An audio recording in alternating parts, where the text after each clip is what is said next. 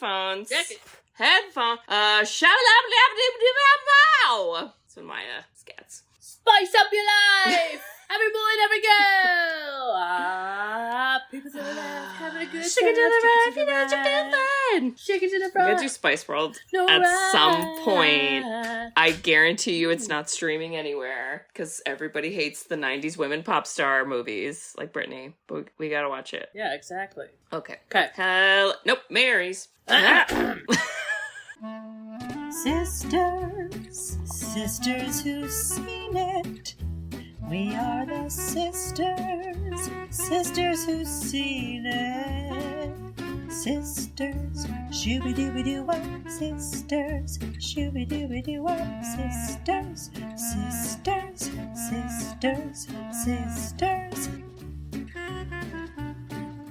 sisters who've seen it. Hello. Hello there! Welcome back, listeners. Welcome back. How we doing? You guys ready to go to middle school? Get your retainers out. Oh. Start up that AOL. Oh.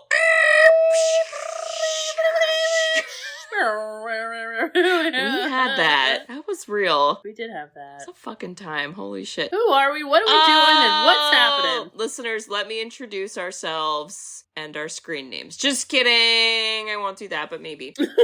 Listeners, we are the Sisters Who Seen It, the podcast where two sisters who are not movie critics look back on some of our favorites throughout the years through a psychological, ethical, and familial lens. I'm Katie. I'm Bridget. And this is our nostalgic happy hour, and we will be discussing Pen15, which, what's that code for, Bridge? Penis. Penis! It's code for penis. It's a penis.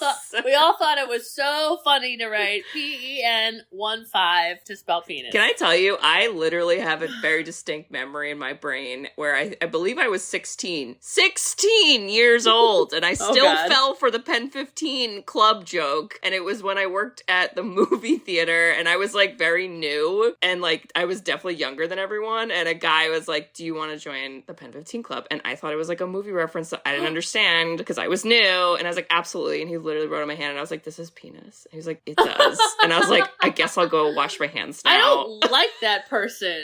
And half you know the people I worked with there were very interesting characters / always high, except for me and the one old lady who would work on like Tuesdays for like 1 hour. Wow. Yeah, she had a job. What? Anyway. Hey, summarize what Pen15 is. Oh, God. Well, actually, so I have the IMDb abridged, so I'm going to read the one sentence. Let's do it. It is described as a comedy. I would put some drama in there, too, but okay. Yeah, the second season got way more dramatic. Oh, my God, yes, it did. So it is described, the comedic story of middle school seen through the eyes of two 7th grade girls dealing with the awkwardness of being a teenager. But go a little further. What's the hook? The two main characters are Maya and Anna. They are the only children, like 7th graders who are actually not children. They are like 30-something-year-old women, but they play awkward teenager very well. It's really preteen, I guess we should say. The first time I saw, I think you recommended. Probably. The first time I saw it, your reaction is, are those adults? Yeah, you're like, wait, I'm not sure. My brain's confused. And then 20 minutes into the episode, because they're so committed, you don't even think about them like that anymore. Then you think they're 13-year-olds. It is incredible. It's incredible because it doesn't even feel like acting. It's like literally they went back in time and were like, this is just how we were. And I'm like, that is how we were. It's the worst. Oh my God. So really, like, the story, they're two best friends, and they kind of go through their own, like, stuff with their families. They go through, like, friend stuff. There's a lot of heavy themes, Bridge. I mean, adolescence. Oh, yeah. And honestly, it was the best grade to pick, because I think every single person on the face of the earth has had their worst, cringiest, most embarrassing moments of their lives happening in middle school. during 7th grade. Ugh, so awful. Good choice all around. But unfortunately, there was not a lot of like seasons of this, which makes me sad all day. It was COVID. I was going to say COVID, I think. So their intention was 3 seasons. Yeah. And they got to 2, and when COVID hit, it's kind of weird. It's like 2A and 2B. Yeah, there's like different sets of episodes. But the way they looked at it was, it would just, 2B is like season 3 and they're done. Yeah. Because they're in their 30s. Well, like and I think a lot of the other kids who were actual kids, like, you could tell. Up. Well, yeah, and like even the one kid who plays Sam, like, he literally goes through puberty, and then you see him in the second season, he's like, hey guys, what's up? And you're like, oh my Sam, God. You're no longer 13. Oh boy. Oh my God. So what I think could be really fun is maybe going by like ranked episodes. Oh my God. Like, that's gonna be like, so fucking hard for me. Let's just kind of, because the thing with the episodes is what they have done. I imagine they were in a writer's room and they were thinking about like, what were these funny stories? What were these embarrassing moments? Right. It's a first kiss. Ugh. It's how do you handle the internet when it's just starting? It's your first dance where the boys like don't come off the wall and the girls don't know what to do and they're all taller. Uh-huh. How do you handle bad haircuts, bad style, your embarrassing parents? When boys call you ugly and other rude things. How do you do that? Then the heavy stuff when parents get divorced and you're like awkward and don't know how to handle it. Racism. Lots of that. Mean, like shaving your legs. Like, I mean. Sexual predators from high school. I said it. I'll say it again. Hate it. That's way too real. Mm-hmm. So I think we should start with the AIM episode. And I want to know, like everyone else, Kate, my screen name? AIM screen name, because I remember mine. Mine, which again, I like LOL, pardon the reference, but it's funny because, you know, in retrospect, my screen name was a little inappropriate and maybe mom should have not agreed to it, but here we are. So mine was Foxy Fisher 321. Foxy, because I loved foxes and they're my favorite animal, but yep. And I liked fishing at the time. So that made sense, right? I'm sorry, and I know this is so awful to say, but if you had like an OnlyFans and named it Foxy Fisher, like you're a millionaire. Get all the rednecks would be following, and then they'd be so upset when they're like, "Who the fuck is this lady?" God. Wait, what was yours? Okay, I didn't remember it, but once you said it out loud, I completely remembered your name, and I am dead because I knew you loved foxes, I never connected the Foxy part, because do you remember that was a brand name too? It was like Fox Racing. Fox Racing. Yeah, I got called here's a middle school story. 6th grade, like the first or second day I go to middle school, I wore a Fox Racing shirt because, again, listeners, I loved foxes. It was my personality. And a girl called me a poser because I didn't do like motorbike, which was what Fox Racing was. And she called me a poser and I got so upset. My mouth is wide open. It could have been a Pen15 episode, honestly, that experience. Oh my God. True story. Mine, I hope you're all sitting down for this. So, why did this become a thing? But my nickname was Bob. Oh, it was! Oh my God, was yes! Bob. And so, my screen name, because I am wildly creative, was Bob Sob 413. Wow. I can absolutely edit this out, but do we talk about Bob Sob and Therapy Bridge? I mean, I'm just you don't have to edit that out. Just saying. So I know that sounds so sad, but like, you know me, I'm really naive. And I didn't apply like, oh, Bob is crying, sobbing. I just was like, oh, it rhymes. Like, that's the extent of how much I thought about it. Oh my God. And I have no idea why I picked 413. I literally just think I randomly. It might have been, but sometimes they gave you random numbers. This up as therapy. Oh boy. I'm like, I never connected. I was sobbing. Bob was sobbing on the inside. Oh, I can't. Oh my God. Okay, let's talk about their names. So, I don't remember. Do you know what theirs were? I don't remember Anna's, but I remember Maya's because this was a thing. It was wait, I have it when you're ready. Just keep going. Okay, this was like a thing because even though AOL was like kind of a newer thing, a lot of people were still using it in the early 2000s, and you couldn't, it's similar to like social media now. You can't have the same screen name as someone else. Oh my god, Anna's was Baby Spice 666.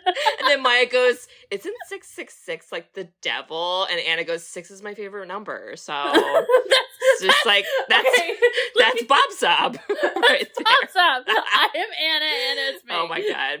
But like Maya wanted one that was like Viper 911, and it was like, it's already taken, and then it gives you suggestions, and there's one of the suggestions was Diaper 911, and Maya's like, I'm picking it, and Anna goes, think about it, diaper emergency, and then Maya's like, no, that's what I'm doing, it's cool. Oh my fucking god. But so they show them like, you know, you can only be on one screen name at a time, and so you see them like fighting over who gets to be on whose screen name, and like, I need a turn, blah blah, and adding friends bridge and people signing in and out with the door, the noise, the door slam, the door slam.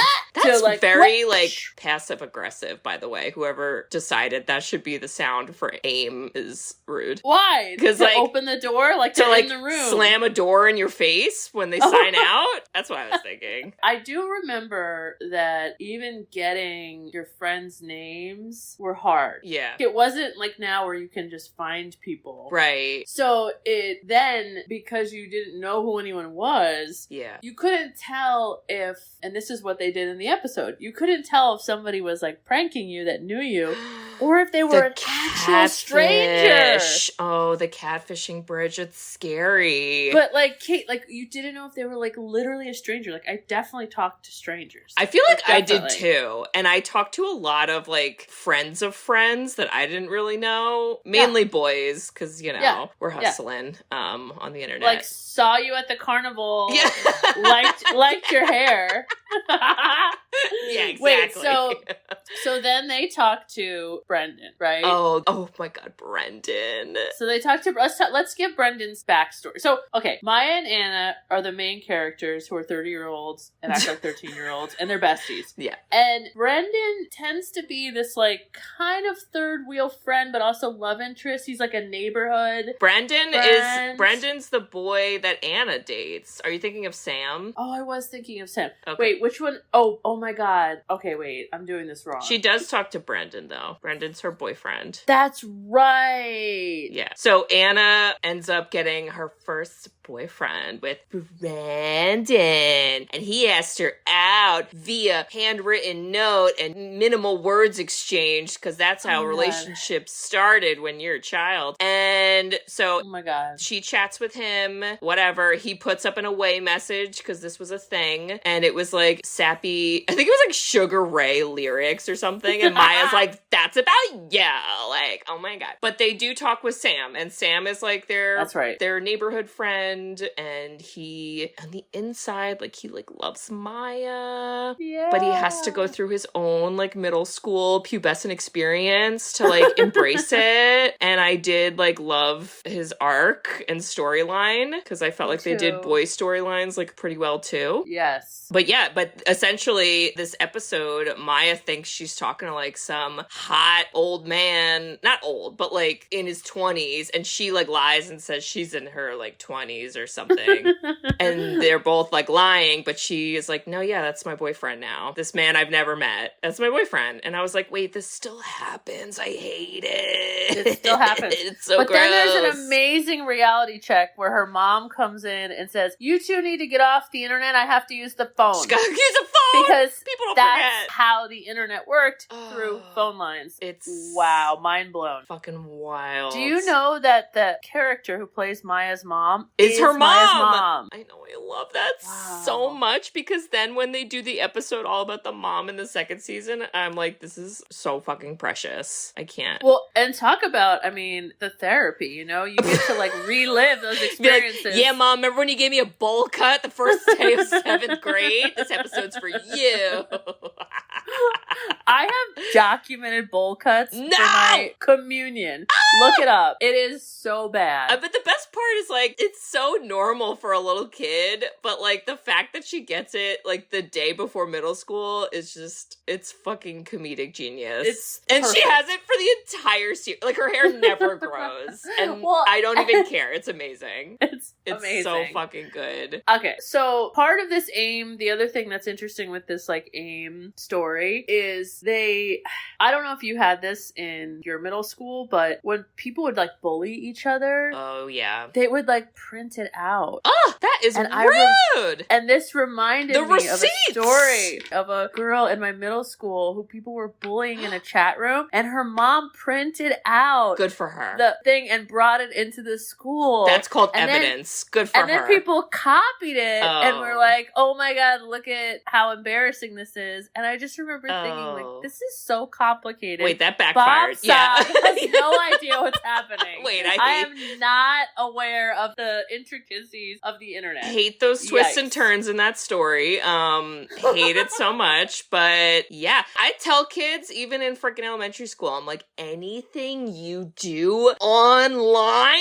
can be found and is public in there forever. And I just like to scare the Jesus in them a little bit because damn. They gotta learn. Like, it's a scary, scary world. And I'm not gonna go into Degrassi Bridge. I'm not gonna do it. But I am gonna say they knew how important that topic is of online safety because the very first episode of the entire series was about a predator on the internet. So thankfully Maya does not experience a predator, but we as the audience find out that it's actually Sam, and you know, she doesn't find that out till later. But I want to talk about next the thong episode.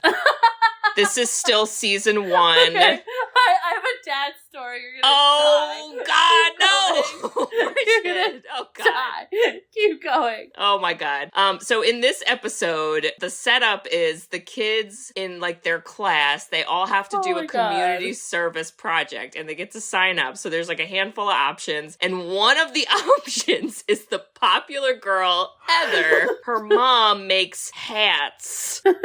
Deb's Darling Designs. Who doesn't love a good hat by Deb? And so they're going to model and do a hat fashion show at the retirement community place. What? And so they're like, we have to get that one, Ron. It's this whole big ridiculous thing. But they end up doing it, and they're kind of paired with, like, all the popular girls, which... Yeah. I mean, that's like a recurring theme of Anna and Maya are not considered popular, and, you know, they think that they want to be that. You and I, we're not really popular. Like, when I think about, like, my experience, I never thought of myself as, like, a popular girl. I didn't either, but I also felt like I didn't have people who, like, purposefully excluded me, if that makes sense. Yeah. Like, I never felt like I had I never felt like I had an experience like that. I felt like I got along with people, but I just on my own was kind of like, I'm over here. Bye. I don't leave me alone. Yeah. Because I think if you've never been a popular person, you understand these dynamics of, like, you're not in. Right. Like, you're just here because of my mom's community service, but you're not, like, in. And they did that so well. Well, then there's a part where they're like, we're all wearing pink. And then Maya's like, hey, can I borrow, like, a pink shirt, Heather? And she's like, actually, I can't, like, lend stuff out. Oh, here, my other friend, though, can have one. And you're like, owie! So rude. Okay. The thongs. Let's get into it. It's one thong. It's singular, which is very important because it's kind of foul, if I'm being honest. But it adds to the cringe. So, yeah, they steal a hot pink thong from Heather when they're when they're visiting Heather's grandma's room that they weren't allowed to go to because they've never been to Heather's house, and that was the criteria for going. Oh my God. Look at the fucking grandma's room. I can't. So they steal the thong, and then they're like, we feel so bad, but then they both try it on and are like, damn, I'm sexy now, and they keep the thong and they share it, and oh my God, I can't. I have no idea why little children are allowed to buy thongs. Yeah, there should be, like, an age restriction or some shit. so bizarre. It's so painful, the butt floss. So, come on. When I saw that episode, I thought, oh my god, this was the era when like Britney Spears would hike the thong. Oh no. She'd have low-rise jeans and then hike the thong up so you could see the thong. It's literally Bridget. It's Degrassi. It's fucking Degrassi. I'm so sorry. I'm so sorry. Let me tell you my dad thong story. Oh no. So once again, we got to keep Bob Sob. Bob Sob. All the middle school traumas coming out. Okay. Oh my god. So my friends at the time, I think it was Liz and Shannon. We were at the mall. Talk about 90s. Wow. And for whatever reason, somebody was like, "We should get thongs." And these are the moments where like I never come up with the ideas.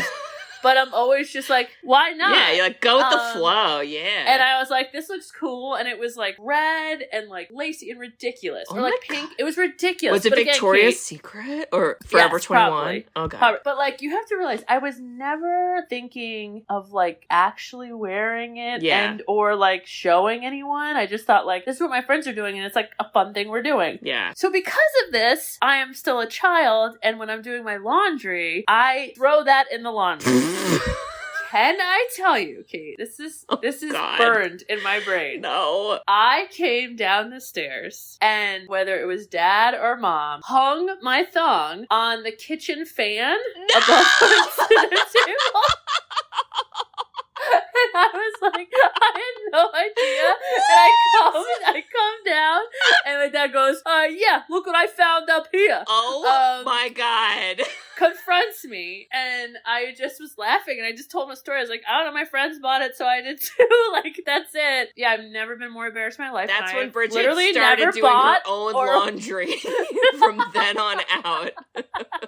That's secretly what he was trying to do. He was trying to get out of doing the laundry, I think. From that whole thing. He never fucking did the laundry. That was mom. Oh my god. But like, literally, I just remember being like, wow, I didn't understand the like sexual association with it until the awkwardness. And then I was like, oh, this is like, it's thought of as lingerie, where I thought of it in my 13-year-old brain as like, it's a cool trend. Yeah. It's like wearing PacSun sweatshirts, you know? Wow. Oh my god, I cannot. So there you go, Kate. You know, I, as the older sister, had to feel the embarrassment, so you didn't. Okay? Yeah, they never hung a thong on a fan for me, so I guess I avoided that. But you know, you made a point though. They do, and I think the show does this really well, is there are so many points, and this is why 7th grade is like really all of middle school, I guess you could argue. It's just the most awkward times because you really are still a kid and you still have kid interests, but then you have other influences that are like grow up,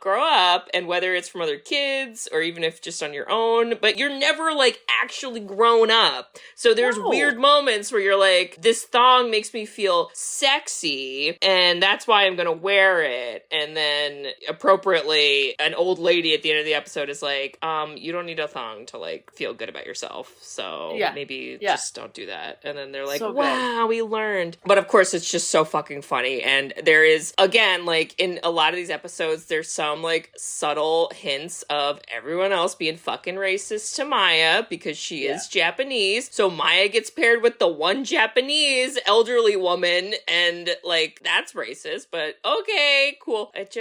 Everything is done so well. They do microaggressions amazing. Well, and honestly, the one episode where it's actually focusing on the racism, I felt so strongly like that, where they force Maya to like pretend to be a minority stereotype and like she laughs about it and then she like tries to retell it to her family and her mom is like appalled and then her brother's like, you're a racist, and she's like, what? No, I'm not. And then she's like, oh my god, and everyone has an existential racial crisis. Ugh, it's just fucking good, man. It's so good. Okay, wait. Let's keep blasting through episodes. So, the first day in school, basically everyone makes fun of Maya. They call her the ugliest girl in school. It makes me sad all day. Okay, the hot list thing is real. We totally had it. And guess who made it? In the bathroom? Guess who made it? Who made it? Boys! Because they're assholes. And there's no hot list for dudes. So go fuck yourself. You know what's funny? There really wasn't. No. Like, there wasn't. You know what's kind of funny? funny. So this is a tangent, but follow me. Okay. So Nicole Byer nailed it. Ah! Yes. Was in my middle school. Yeah. I listen to her podcast every now and then, which is like, Why Won't They Date Me or something? Why Won't You Date Me? Why Won't You Date Me? Why won't you date me? She's so fucking funny. Yeah. And whatever. In one episode, she busts out how the hottest middle school kids when she went to middle school and the names that she threw out, I laughed so hard. I was like, I remember him. I remember him. I remember him. I remember him. And it's just so funny to me that at that age, there's something about how you bucket, like, these are the hot people. Yeah. And everyone else doesn't matter. There's no in-betweens. Right. There's either you made it to the hot list and not. And how in the fuck is a giant celebrity remembering, like,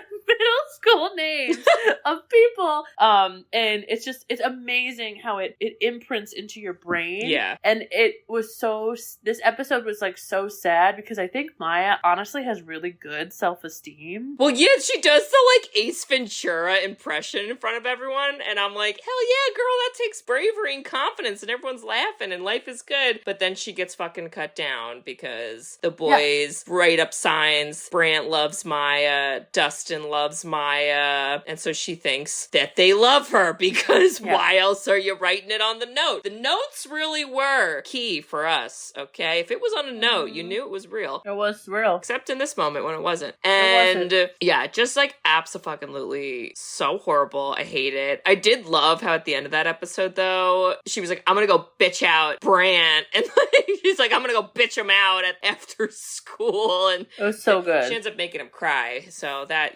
that's that. But she always sticks up for herself. That's why when there's scenes where she gets made fun of, I kind of like it because I'm not that person. Like, I wouldn't be good in that confrontational scenario at that age. Yeah. And because she's like this 30-year-old, it's like funny seeing her like take them on. Yeah. Because they both have a slight maturity sometimes. Like, I feel like Anna is always Anna. like, well, like, women deserve the same respect as men. Like, they're having this like 2023 lens on it. Yeah. That is honest, it's so brilliant. In the second season, when Anna's like in her like church group therapy, one of the girls literally goes to Anna, she goes, you talk like you're 40. And then Anna goes, well, most women don't meet their peak till they're 40, so that's a compliment. Thank you. And I'm like, that's amazing. I love that. God, it's so good. I also want to talk about, and it's gonna be weird, but we gotta talk about it because this, for most young preteens, this is when this happens, the masturbation episode, Bridge. Wow. You did it, and we're going there. We're gonna go there, and again, keep in mind, the masturbation references are for the 30-year-old actresses, not for any of the actual teenagers, so that, again, A+.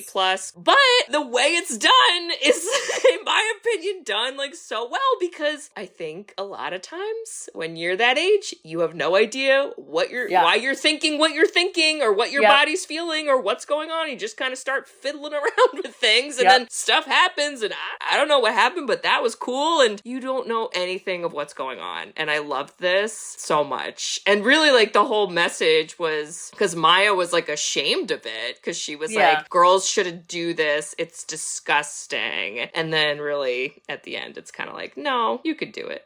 Like, you should do it, because, it's, I have much greater hope that the younger generation, this is, like, less shamey than when we were younger, and it was, like, very shamey. Chelsea Handler talks hilarious about this, that she was like, I was, like, 10-year-old just, like, rubbing my vagina on, like, the carpet in front of the whole family. But I think that happens for some kids, and it's, like, you don't know. I mean, it's just your body. It's like fucking hormones, It's crazy. It's just no idea. So, but they do it well. Yeah, they do. Really, like, did it really, really well. And this is where Maya starts to see her dead grandfather as a ghost every time she masturbates, and it's really just her shame. And then her and fucking Anna do a Ouija board, and the Ouija board spells out clit.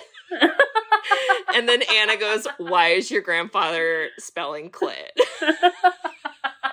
And forever and always, if I ever am watching that scene, I have to send a Snapchat of it to Jen because we die. We die together because it's amazing.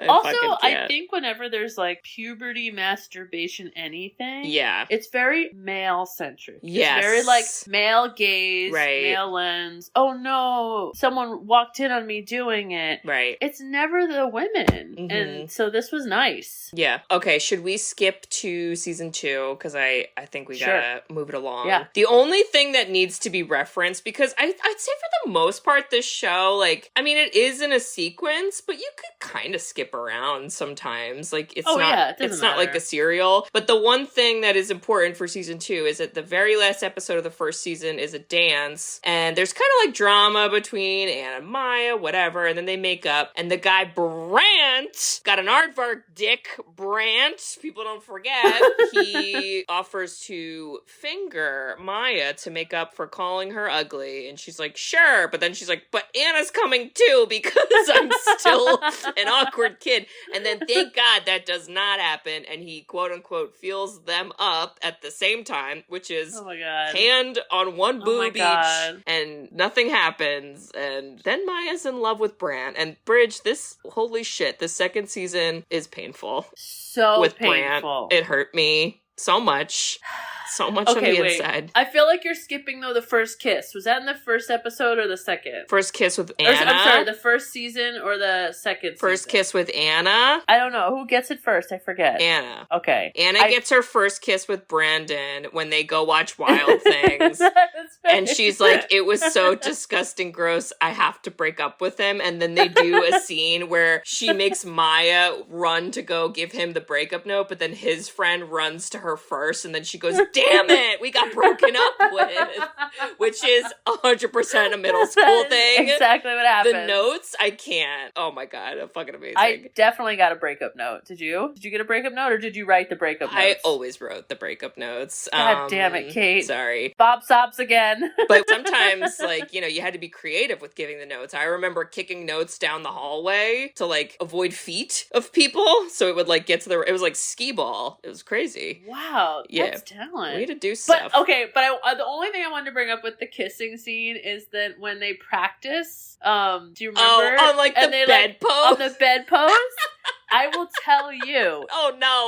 If you did not practice your first kiss, you're Jesus. A liar. Oh my God. Because every stuffed animal, I feel like that was like the thing. It was like pretending to do it in these like weird, like ridiculous. Did you ever do that? Come on. I mean, maybe, but I just don't. You never pretended? Maybe, but I just don't remember. I feel like I definitely pretended with a stuffed animal, and thinking back to it, can you imagine after Thonggate of Dad putting a thong?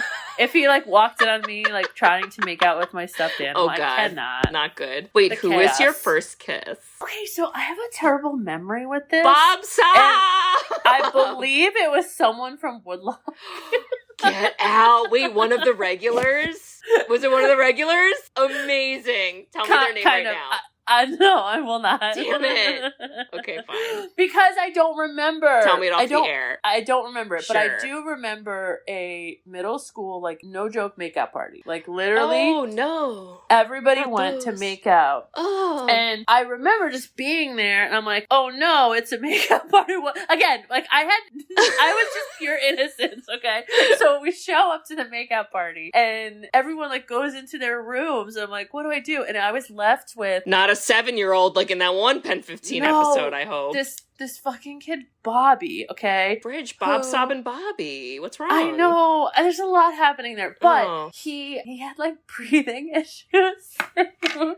So when I say we went off to our own rooms, like, everybody was really in the same room. So I remember when he kissed me, he was, like, breathing loud to the point that everyone in the room was like, shut up, Bobby. Oh my God! Poor Bobby! So I cannot remember if my first kiss was that guy or the person from Woodlock, because I have a terrible memory, and also they both were terrible. Wow. They were both very terrible, and I felt like I just, like, showed up to instances, and I was like, now I'm being kissed. You're like, here I am hate now. It. Wow. I hate it. Oh, Why Jesus am I Christ. here? Oh my God, I cannot. Do you remember your first kiss? Yeah. It was with my boyfriend when I was 12. And we were slow dancing at a middle school dance. And we were surrounded by other people who were all saying, kiss, kiss, kiss, kiss. So we did. But it was just a peck. It wasn't like a make out. Oh my God. At school? I know. Where the fuck were the chaperones? Like, they were chanting. Hello? Like, you know the chaperones were all drunk in the back. Like, when is this? Is it 7 p.m.? Is the dance over yet? I'm over it. Yeah. Oh my God. So I wanted to bring that episode up because it cracked me up of them like practicing this thing. All right. Second season. I know we're blowing through time. It started to get cringy because it really is like an embarrassing time. So I think the two big things that happen in the beginning of this season is Maya is obsessed with Brant, which it reminded me of that Portlandia skit where it's like boy crazy. That's the theme. It's boy crazy. We're gonna go boy crazy. That's what Maya is. She's boy crazy. And then Anna's thing that she's dealing with is her parents are getting divorced. Yeah. So like they're kind of going through different stuff side by side, and they kind of like together are coping with things. They've got this reputation that they're like sluts, and everyone's like, you guys had a threesome with Brant and you're sluts. Brant's fine though, but you guys are sluts. And I was like, this is still happening. This is still happening. This still happens today. What the fuck? They get into witchcraft in one episode, Bridge. Oh my God. Iconic. Vendi Wakani, get out of here. Maya, I can't. In a black outfit in a tree in the woods. with the freaking eyeliner. It's like so ridiculous. I cannot. I can't. Oh but God. I was happy that they didn't keep the like I'm obsessed with Brant thing for too long. Like it it ends at this witch episode because she's like, he likes me because he called me cute once, and then he is like, I don't like you, and then it ends and you're like, shit. But then they kind of get depressed. You know, they're like a little depressed time. But then Bridge, they meet a new friend. You remember this girl? I forget her name. What was her name? Oh my God, what was her fucking name? I see her right here. I experienced, so she's the one that like curses to her mom. Oh right? My God, she calls her the C word. I don't even like to say it. Yeah. Mara. I absolutely remember. So listen, you and I curse. We have never spoken to our parents this way. Oh no, I would feel so uncomfortable. If you thought the thong was bad, if I ever like called them any curse word, Dad would literally just run me over in the driveway. Like I would not be alive. But I feel like I went to friends' houses that did this, and it's shocking. It's so scary. And you're just, or like when they just have like zero respect in the house, and you're like, whoa, this is like another universe, you know? So Mara, her name is Mara. She literally, and then this was like so funny too, because she kind of sticks around for, it's really only like 2 episodes. My God. It felt longer. It felt so much longer, because she basically comes out of fucking nowhere and like immediately is like, what's up, girls? I think you're cool. Let's all hang out. And then they literally that day go hang out, and they're at her house, and they're like, isn't it weird we just met you like an hour ago, but we're at your house? Oh well, here we are. That's totally how it goes. But this is essentially introducing this idea, which I see happen all the time still, which is so sad. It's like this feeling of 2 best friends are having someone like come between them, and the one person coming in kind of is like trying to control. So they'll like, oh, well, Anna said this about you, Maya. And like, oh, Maya, aren't you so mad at Anna that she like told me that? And it's like, oh my God, it's so horrible. And it happens. It still happens. Bitch. And then they have a sleepover, and this was upsetting. The sleepover was so upsetting. It was so upsetting. Everyone's so mean. Like, they're all so mean to each other, but they don't think they're mean to each other. And there is a fucking part, though, in the sleepover where they're playing Truth or Dare. And the one girl, oh my God, what is her goddamn name? The one whose bar mitzvah they go to. She's one of the, like, popular girls. Oh, Becca. Okay.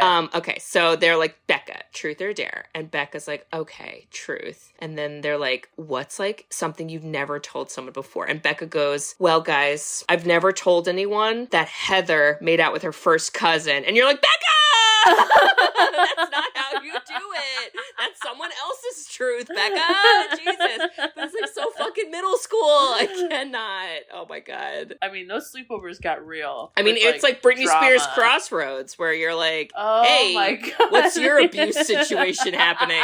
Let me know. It's your turn for truth, so let's hear it. Brittany's like, so my mom just gave me away and nobody likes me and I'm pretty much being tortured. And then her friend's like, yeah, so I'm fat. I'm fat. And you're like, I was fat as a kid. Not the same. Like, well, I guess we all feel it. Jesus Christ. Yeah. It just keeps getting funnier. It keeps getting better. I love how they're starting to, you could see their innocence like washing away a little bit when they like as they get into these episodes. Like the one episode I know it's early on is when Anna's like the like play technician. Oh, and she takes it, which so was serious. Me about a year ago, being the assistant director of the talent show. That is Anna. I love the play episodes. I think they're so fun. Because I think in the first season it was like, Maya, you're gorgeous, you're perfect, you're everything, and then Maya's like, Anna, you're the queen, you're the best, whatever. And then they start to get to the second season and they're like coming in their own identity. Well, they're almost like forced to be apart at that point. Yeah, because Anna doesn't make the play. So it's just like, what do I do? She's the most intense stage manager. It's amazing. And so then they start kind of having different hobbies and interests. They become a little bit more independent, and you can tell that they like struggle with it. It's so interesting because there's something about female relational bonds when you're young that it's such a safety net and can also just like ruin your day. I have so many stories of just like horrible friendship, just anything, and it felt like the world was ending. Yeah. When your bestie and you were in a fight. Right? Yeah. They capture it perfectly. Yeah. And like throughout all this, I mean, again, like for Anna, her parents they're getting a divorce, but they're still like living in the same house. And then it's kind of like conversations of like, where's Anna gonna live and all this stuff. And she's stressed about it. And I really liked how this season, the like 2A or whatever, you didn't really know, like, because you saw a lot of the two girls, really both Maya and Anna, kind of being like, fuck you, mom, like, meh. And that was because of Mara, right? Like, Mara's a bad influence, and, you know, we're hating on other women. We gotta lift up women, but we're all shitting on women, and that's not cool. But I was worried that they were gonna keep going in the direction of, like, yeah, mom sucks. But then the last episode of season 2, Anna's mom is the only one that shows up to the play. The dad doesn't fucking show up because he was, like, buying a car or some bullshit. Like, terrible. And then that's when Anna's like, oh, my mom loves me. And, yeah. I love that because I feel like in my role, there's been a lot of times where I have, you know, connected with kids if their parents are going to a divorce, and there's such, like, a misunderstanding I think kids initially have, usually, when there is a divorce, especially if it's two parents that are, like, contentious. And, like, I just love how she was able to kind of on her own, like, realize which parent is really showing up for her. And it was really her mom. And the dad got a little better in the next couple episodes, but yeah, I like that. It was nice. But you still, like, even when they had heavy themes, you laughed at every episode. Yes. Yep. And it's just, I think 60% of me laughing is how ridiculous the two of them are. Yeah. Like, what they look like, what they wear, their costume design, their hair, everything is the most 90s middle school thing I've ever seen. I absolutely wore every single outfit. Like, they have to be, like, my same Anna, age. like, rips her hair like this to get, like, I used to do that. I used to have these like, two the little, wispy bangs. the wisps that, like, now I'm, like, fighting against so hard. I'm like, be the same length hair, please. No. Amazing. Okay, what can we summarize Pen15? Why should people watch it? When should they watch it? Wait, what about the last couple episodes? Oh, I'm sorry. Keep going. There's like so many more. We didn't talk at all about the sexual predators. Let's talk about sexual predators. Let's do it. This gets real. Okay, so really, the 2B season, there's some other topics in here. There's a little more. There's like an episode kind of focusing on racism. I love the episode of Maya's mom. That's like random, whatever. There's an episode about grief. But all throughout this goddamn season, we have two high school boys who are praying I said it, on Anna and Maya. Oh, boo! The one becomes her boyfriend, and they met because he was doing stage crew with Anna. So, like, that's how they met. Cool, go team, life is good. He then, his name is Steve. So Steve and Anna start dating because they did the play, stage crew together, whatever. And at first you're like, okay, Steve's kind of cool. And then Steve's like, hey, Maya, I have a friend, Derek, who, like, would like you. And then Maya's like, boy crazy! yeah! And then we meet Derek, and I fucking hate Derek. The worst. We're supposed to hate him, but I like hate him. I extra hate him, and it's just so terrible. And you basically see how like their quote unquote relationships, and throughout a lot of these episodes, the girls, again, it's kind of like that fight of like, well, you know, it's cool to have a boyfriend, so like we're just gonna roll with it. But then they both in different ways start to realize like these guys kind of suck, and like like I don't like it. They're not like nice, or they're at a walk for cancer, and the guys are like, let's like kiss, and they're like, we're at a cancer walk. What? Like what? Like we're sad. What do you mean? And it's not good. And the last fucking episode with Maya and Derek, I hate so much. Then it gets like sad. Yeah. Do you remember what happens? So is this the blowjob? Yeah. And then he breaks up with her over the phone. Yep. It's disgusting. It's disgusting. And it's not...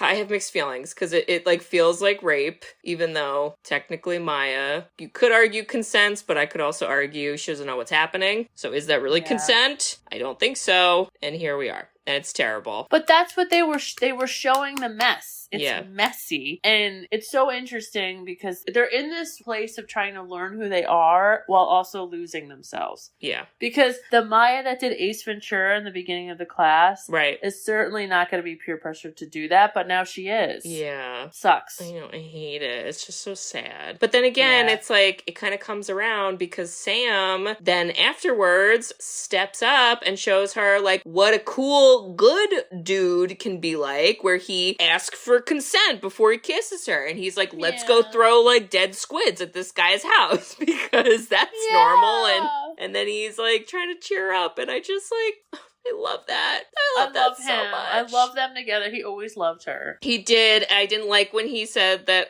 she had a smelly bush, because that's rude. And like just how did you take that out of your memory? How did you remember that? Fucking dumb. And middle school boys, get some new material, okay? Because you guys smell worse. Let's be real. Everyone smells terrible at that age. Just not enough deodorant, you know? We need it. Enough. We need it in every classroom or something. Terrible. You experience it way more than I ever do. I mean, honestly, I could talk about the show on and on and on and on. I could keep going. It is so sad that it needed an ending. Like, it couldn't keep going at the rate it was. It's not like a cartoon like The Simpsons where they'll just magically stay looking the same. Yeah. But man, would I love them to like direct like real kids and have like a Broad City version of like 13-year-olds. You know what I'm saying? Like, I think it could work really well. Yeah. I mean, I always appreciate like a good show or movie that, because middle school, like, it's just like, it's fucking tough. Endless content. It is. And I think like for you and me, there's a nostalgia lens because this is like taking place in the early 2000s. But even still, like, middle school's fucking middle school. Like, kids are doing the same dumb shit. It's just with different like lingo and like different technology a little bit, but it's all the fucking same. And it's hard to do, I think. Yes, and it's also, I don't know, you're just, when you're that age, you're so embarrassed to share anything or the stories, and then you become an adult and you just look back laughing because it was never that thing that was going to ruin your life. But it felt like it. Yep, sure did. Oh my god. Sure fucking did. I feel like I remember I was dating some guy. Some guy was my boyfriend, and I feel like this would have been a scene in Pen15. It was Christmas time. Do you remember this? That you would get like Christmas presents? I used to bring in like a big obnoxious bag. Yeah. Yeah. Like watches and crazy shit. Mm-hmm. And I remember this girl, Dana, I was like, oh, I think he left it in my locker, my present. And Uh-oh. so I opened it, and it was like the ugliest shithole earrings I've ever seen. No. And I remember when I opened it, this girl, Dana, goes, those are disgusting. Dana!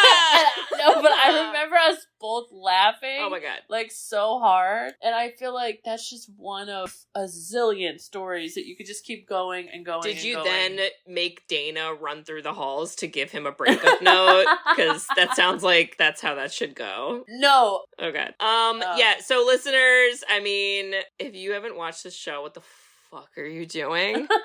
Where the fuck is your bowl cut? Hurry up.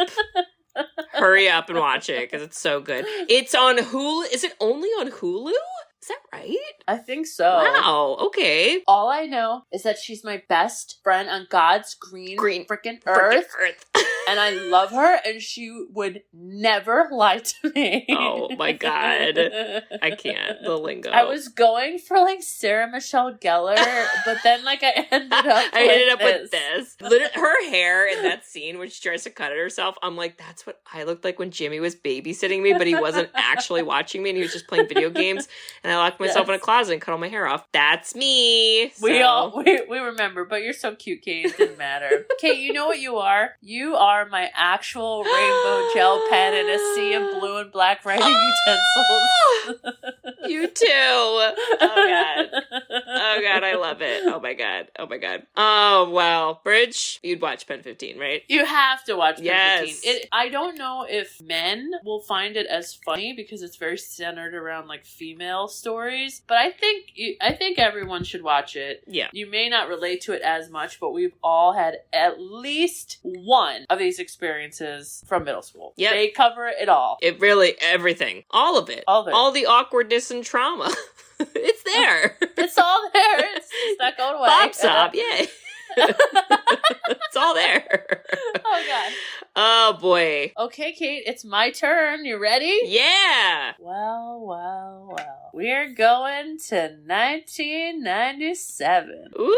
Are you ready? I'm ready. I don't know if you are. Okay. I think I am. I'm gonna keep talking so I can look up the sentence for this movie. Oh, okay. Let's see here. Wait, what year? This is 1997, and if I give this little, let's see if this will give it away. In the colorful future, Okay. a cab driver unwittingly becomes the central figure in the search for a legendary cosmic weapon to keep evil and Mr. Zorg at bay. No! We're watching No! The Fifth Element. Ooh! Bruce Willis in his Wow. prime, and Mila Jovovich, who? Yeah.